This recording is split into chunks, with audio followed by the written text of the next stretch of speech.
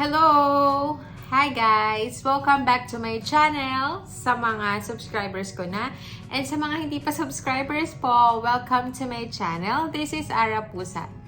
So ayan, for today's vlog, siguro na basa nyo na sa title of course, na magre-review ako ng sunscreen. So ayan, since summer na ngayon, of course, kailangan na talaga natin ng bonggang sunscreen, di ba? Anyways, kahit hindi naman pala summer, kailangan talaga natin sa skincare natin ang sunscreen. Ayan. Sorry. So ngayon, ayun, dito kami ngayon sa hotel kasi magse-celebrate lang ng birthday yung aking asawa. Tapos yun, habang silang mag-ama nasa baba, mag-swimming na sila. So ako, ito, naisip kong mag-vlog na. Okay. So, ayun. Yun nga, dahil summer na, talagang kailangan natin ng sunscreen. Actually, talagang lately ko lang, siguro mga mid-20s ko na lang nalaman na kailangan pala mag-sunscreen. Promise. So, yun. Ito na lang ako nag-sunscreen. Kasi dati moisturizer lang talaga ako. Ayun. So, baka sa mga next na videos ko, ayun, mag-vlog ulit ako ng sunscreen ko, yung mga sunscreen na recommendations ko, ganyan. So, kasi, itong sunscreen na to is, ngayon ko palang itatry, kasi nga, dito sa UAE, ito talaga yung lagi ko lang nakikita sa ads, ganyan, tapos sa mga promotions dyan sa mga supermarket, ganyan. So, ayun, nag-try na nga ako. So, ito na, let's start na. Ano nga ba tong sunscreen na to?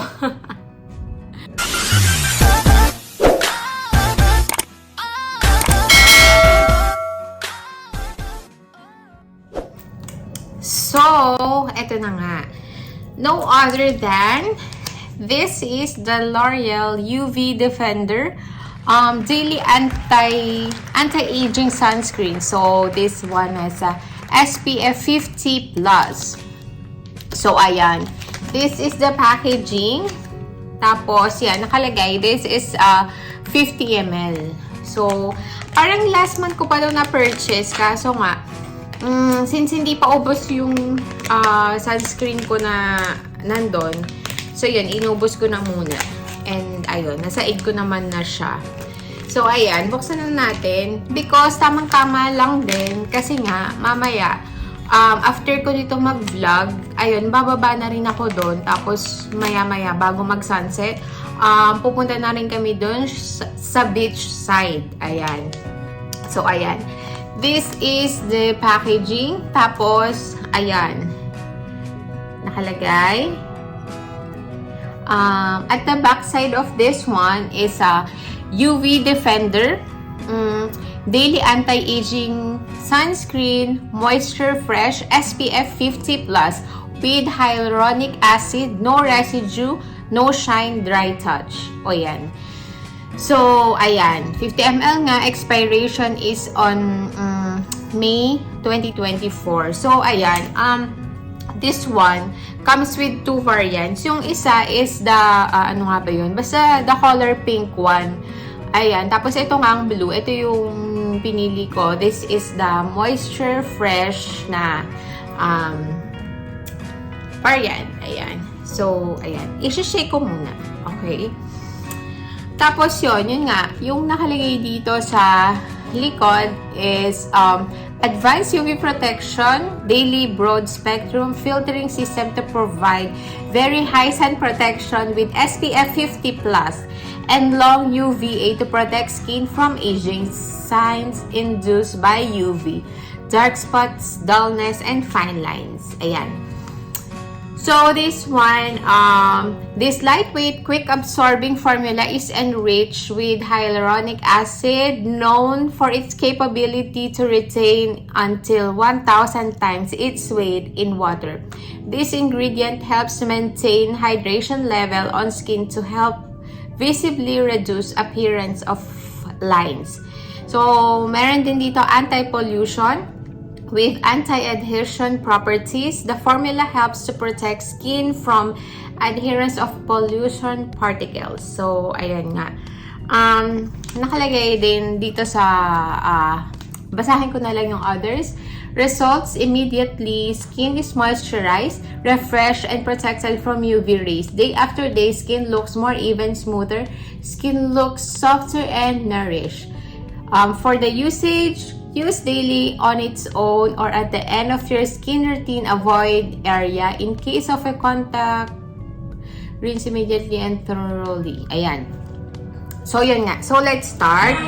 So, ako, kakatapos ko lang mag-clean ng face. Clean na face yung lagay na yan, parang hindi pa. Tapos yun, naglagay lang ako ng moisturizer. Tapos yun, after moisturizer, then ito na nga. So, ayan. May patip siya. And, sabi nga nila, ang paglalagay ng sunscreen is from here to here. So, yan. So, ganun nga ang sabi nila. So, makikigaya na lang tayo. So, yan. This is the sunscreen. Okay, I will apply now. Okay. Yung niya, yung kanyang amoy, yung usual na sunscreen din. Pero, parang medyo mas lightweight pa yung dati kong ginagamit na Biore. So, ayan. Let's spread evenly. Parang may kakaibang amoy na. Amoy liquid eraser. I'm not sure. Pero, ayun. And then, wait. This is the consistency. Ayan. Medyo, hindi naman siya super thick. Pero, hindi rin siya yung parang aqua rich na sunscreen na katulad nung dating yun nga nasa Biore. So, ayan. I'll just apply it all over my face. Yan, talagang bonggahan natin ang sunscreen. So, yun nga, I'm planning na on my next vlog is yun nga, yung mga iba kong sunscreen na try. Kasi, okay, done. So, ayan.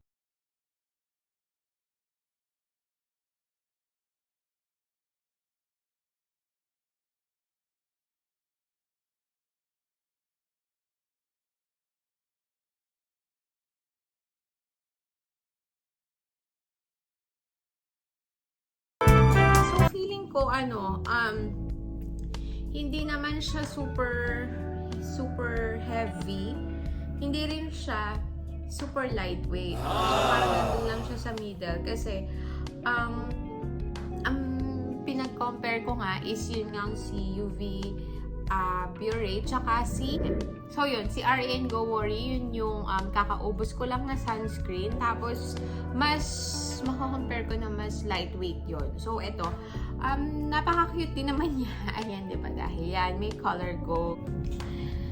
So, ayan. So, nakalagay nga dito, no residue, no shine, and dry touch. So, yes, I can feel na medyo nag-mattify na siya. No dry effect. Tapos, yun, siguro mamaya pagkalabas, dun ko matetest kung ano. Tapos, pag nag-picture ako, so, malalaman ko kung okay ba. Tapos, kung may mga white cast ba siya, ganyan. So, yun nga. Para sa next vlog ko, sa comparison ng mga sunscreen, yun, dun ko na lang siya ibibigay yung mga ibang details. Ayan. So, ayun lang. That's it for today, guys. Thank you for watching. Sa mga hindi pa po subscribers, please don't forget to click the subscribe button down below. And sa mga subscribers nga, please don't forget to click the like and share button para updated kayo in case na meron akong bagong upload. So, ayan. See you again next time. Bye!